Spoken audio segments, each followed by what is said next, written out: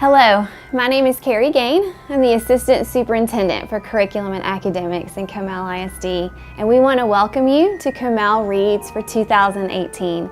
This year, we're going to be reading the Tale of Despereaux. So for the next 4 weeks, our entire district will be reading chapters from this book and discussing it. We want to ask you as a family to participate, read with your student every night as we journey with Despereaux through his trials and tribulations. So, if you're ready, let's get started. Book the first, A Mouse is Born. Chapter 1, The Last One. This story begins within the walls of a castle with the birth of a mouse. A small mouse, the last mouse born to his parents and the only one of his litter to be born alive. "Where are my babies?" said the exhausted mother when the ordeal was through. "Show to me my babies." The father mouse held the one small mouse up high. "There is only this one," he said. "The others are dead." "Mon Dieu, just the one mouse baby?" "Just the one. Will you name him?" "All of that work for nothing," said the mother. She sighed. "It is so sad. It is such the disappointment." She was a French mouse who had arrived at the castle long ago in the luggage of a visiting French diplomat. Disappointment was one of her favorite words. She used it often. "Will you name him?" repeated the father. "Will I name him? Will I name him? Of course I will name him, but he will only die like the others. Oh, so sad. Oh, such the tragedy." The mouse mother held a handkerchief to her nose and then waved it in front of her face. She sniffed. "I will name him, yes. I will name this mouse Despereaux, for all the sadness, for the many despairs in this place. Now where is my mirror?" Her husband handed her a small shard of mirror. The mouse mother, whose name was Antoinette, looked at her reflection and gasped aloud. "Talise," she said to one of her sons, "get for me my makeup bag. My eyes are a fright." While Antoinette touched up her eye makeup, the mouse father put Despereaux down on a bed made of blanket scraps. The April sun, weak but determined, shone through a castle window and from there squeezed itself through a small hole in the wall and placed one golden finger on the little mouse. The other, older mice children gathered around to stare at Despereaux. "His ears are too big," said his sister Merlot. "Those are the biggest ears I've ever seen." "Look," said a brother named Furlough. "His eyes are open. Pa, his eyes are open. They shouldn't be open." It is true, Despereaux's eyes should not have been open, but they were. He was staring at the sun, reflecting off his mother's mirror. The light was shining onto the ceiling in an oval of brilliance, and he was smiling up at the sight. "There's something wrong with him," said the father. "Leave him alone." Despereaux's brothers and sisters stepped back, away from the new mouse. "This is the last," proclaimed Antoinette from her bed. "I will have no more mice babies. They are such the disappointment. They are hard on my beauty. They ruin for me my looks. This is the last one, no more."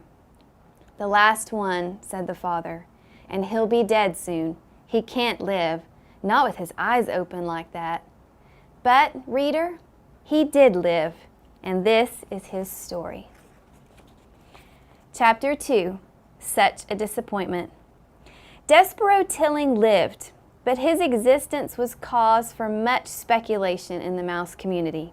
"He's the smallest mouse I've ever seen," said his Aunt Florence. "It's ridiculous. No mouse has ever been this small, not even a Tilling." She looked at Despereaux through narrowed eyes, as if she expected him to disappear entirely. "No mouse," she said again, "ever." Despereaux, his tail wrapped around his feet, stared back at her. "Those are some big ears he's got too," observed his Uncle Alfred.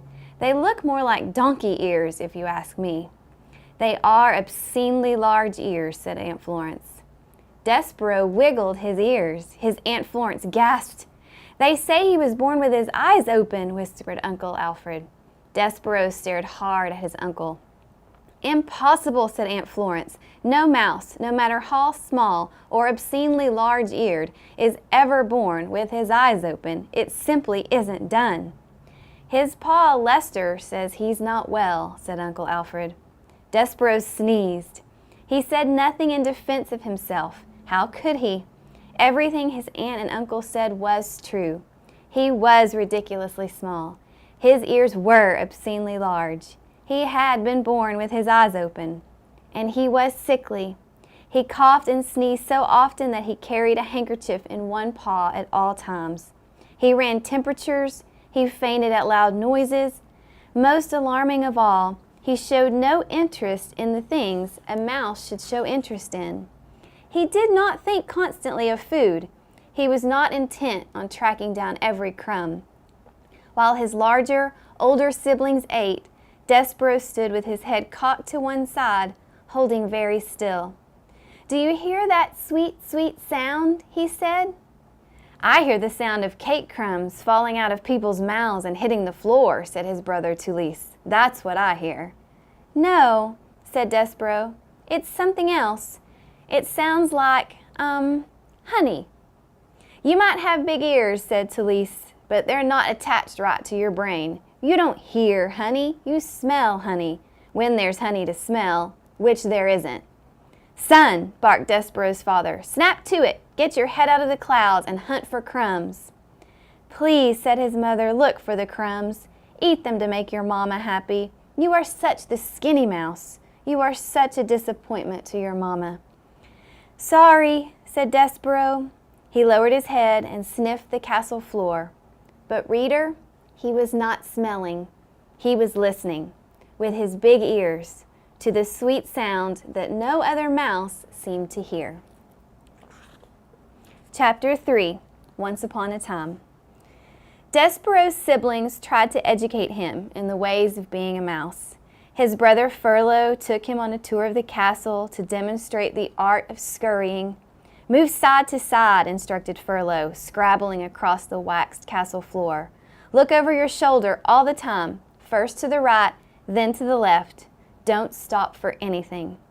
But Despereaux wasn't listening to Furlough. He was staring at the light pouring in through the stained glass windows of the castle.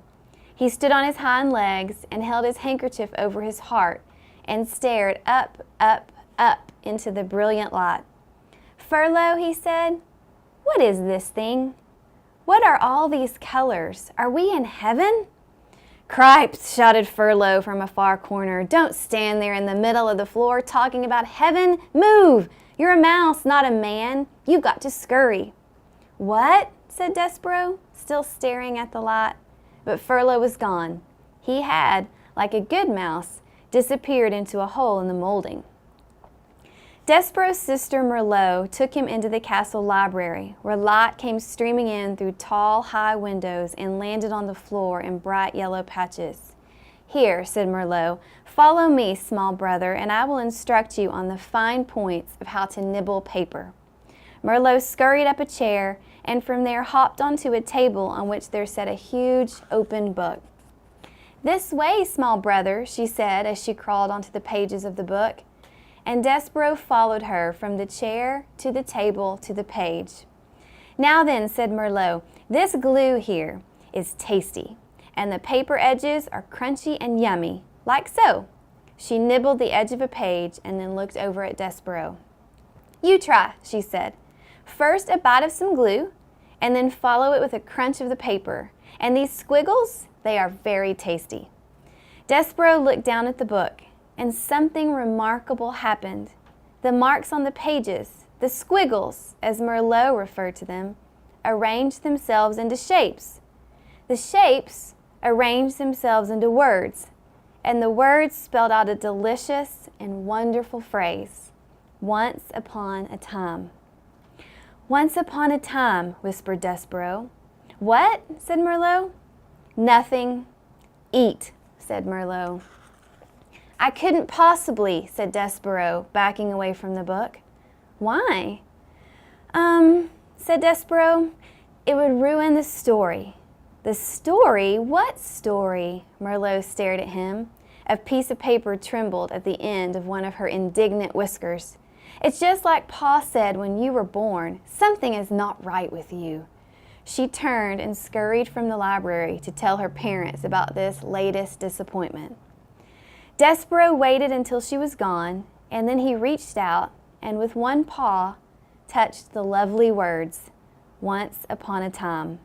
He shivered, he sneezed, he blew his nose into his handkerchief. "Once upon a time," he said aloud, relishing the sound. And then, tracing each word with his paw, he read the story of a beautiful princess and the brave knight who serves and honors her. Despereaux did not know it, but he would need, very soon, to be brave himself. Have I mentioned that beneath the castle there was a dungeon? In the dungeon there were rats, large rats, mean rats.